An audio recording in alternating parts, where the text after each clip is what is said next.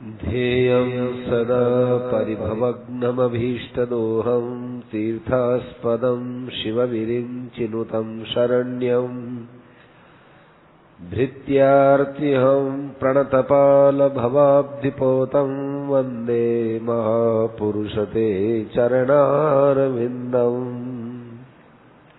गीता जी में आया है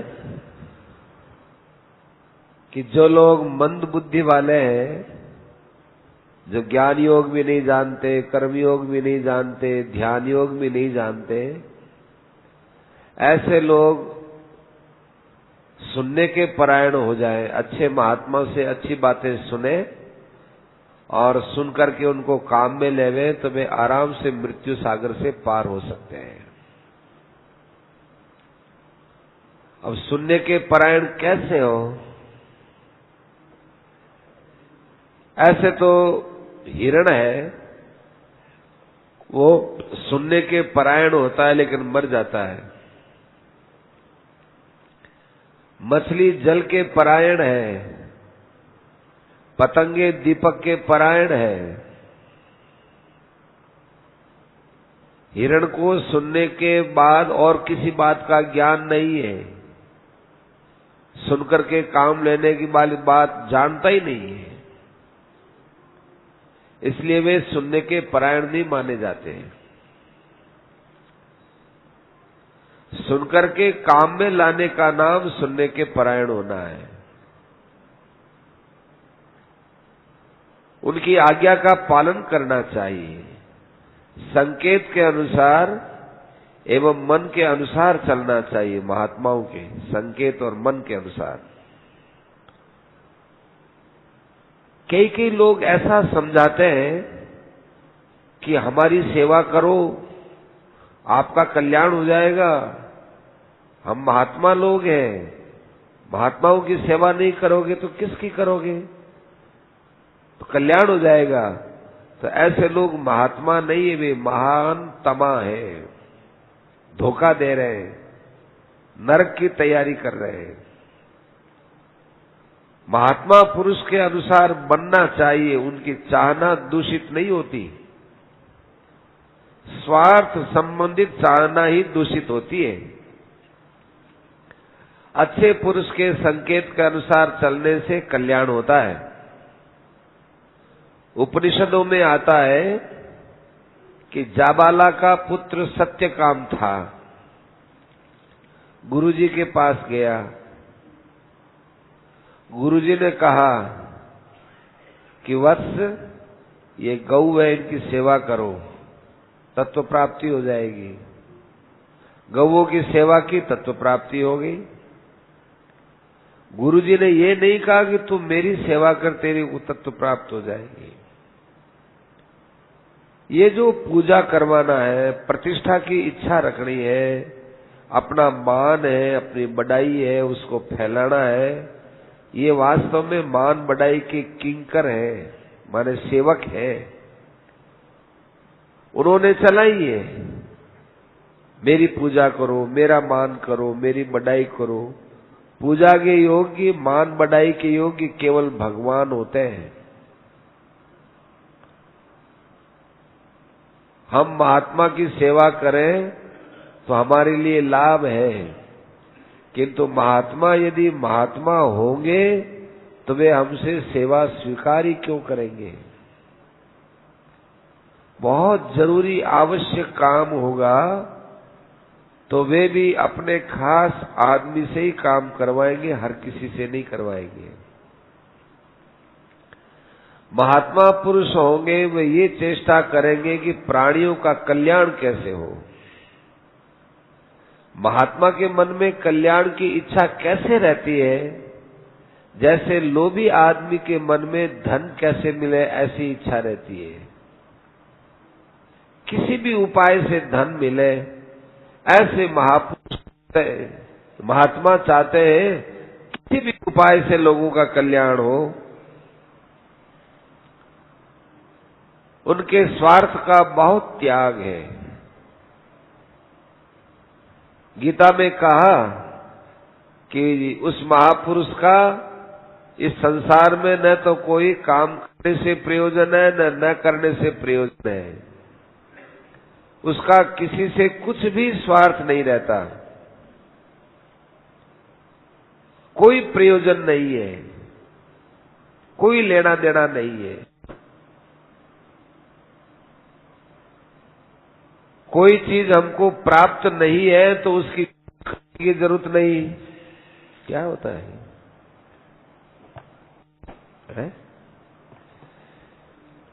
अप्राप्त हो तो खोज की आवश्यकता नहीं।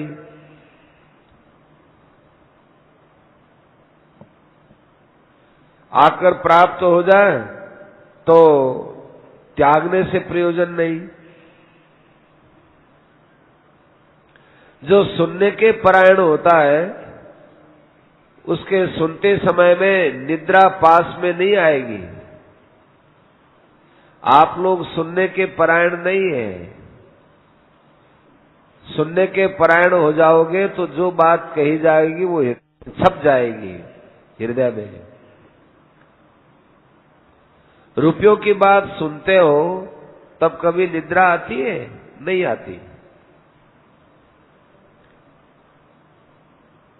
हमारी बात सुनते हो तो टेप रिकॉर्ड जितना आदर है, जैसे टेप रिकॉर्ड में कोई बात कह दी थोड़ी देर बाद वैसा सुन लो, ऐसे आप लोग भी बात सुन लेते हो, कह देते हो, लेकिन बात की गहराई में नहीं जाते। उपासना करनी चाहिए। भगवान की कृष्ण में बड़ी अच्छी श्रद्धा थी। घटोत्कच मरा, पांडव रोने लगे, हाहाकार करने लगे, भगवान हंसने लगे। अर्जुन ने पूछा, महाराज ये तो सब रो रहे हैं, हम भी रो रहे हैं, आप हंस क्यों रहे हो? भगवान ने कहा कि कर्ण की शक्ति घटोत्कच पर चलकर नष्ट हो गई, इससे तेरे प्राण बच गए। इतने दिन तक उस शक्ति के भय से तेरा रथ कर्ण के पास नहीं ले जाता था। अब घटोत्कच का प्राण चला गया, तेरे प्राण रह गए, इसलिए हंस रहा हूं। तो अर्जुन भी प्रसन्न हो गए। ऐसे ही अपने जीवन में कोई एक अनिष्ट होता हो तो समझना चाहिए कि भगवान ने बड़े अनिष्ट को टालने के लिए ये अनिष्ट किया है। हंसना चाहिए, प्रसन्न रहना चाहिए। भगवान के बनाए हुए विधान में रोना भगवान का अपमान करना है।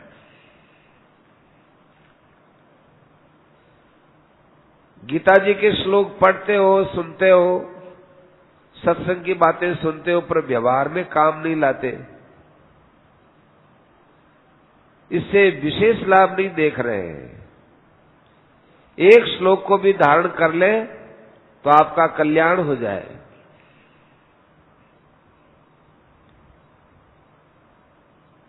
एक भाई के खेत में लाल निकलते हैं, उसके जितना घाटा है एक लाल से भर जाएगा। घाटा चुकाने के बाद उसकी कैसी चेष्टा होगी?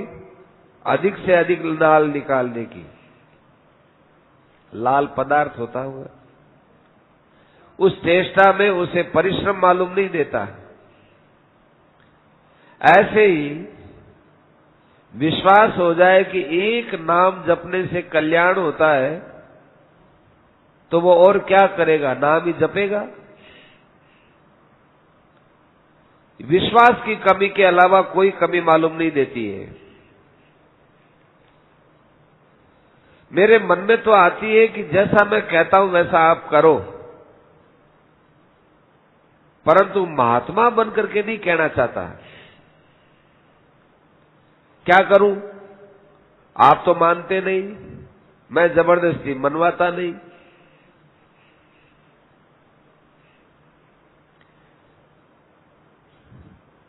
गीता की जितनी बात है भगवान की है,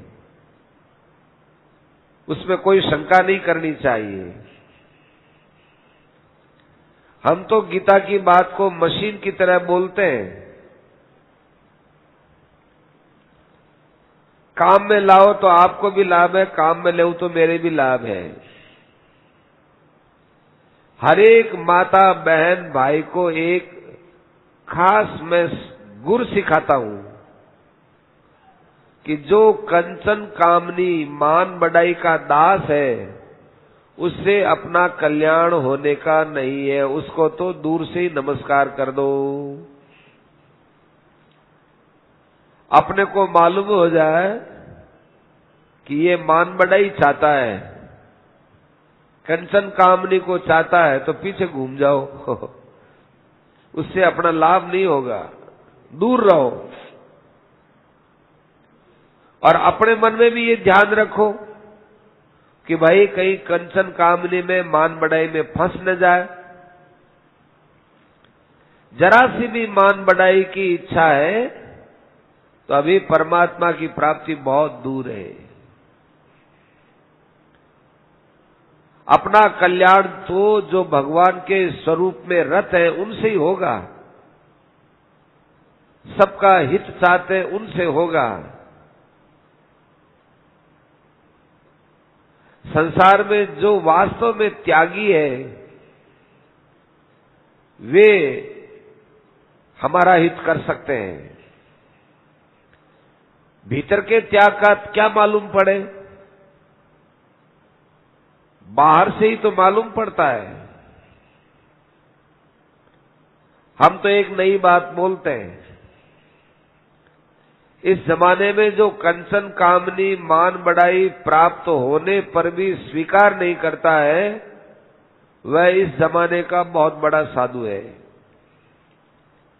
साधु के और लक्षण मत देखो, इतना बहुत है। उसके भीतर के लक्षण जानने की हमारे पास ताकत नहीं है, और बाहर के लक्षण आपको बता दिए।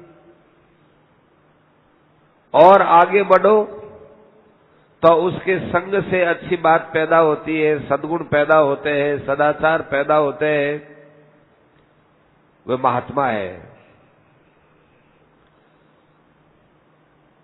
और कोई महात्मा है, उसके संग करने से हमारे दुर्गुण दुराचार नष्ट नहीं हुए, तो वो महात्मा हमारे क्या काम आया। अपने लिए वह महात्मा है जिससे दुर्गुण दुराचार नष्ट हो जाए, भगवान की भक्ति हो, सद्गुणों की वृद्धि हो।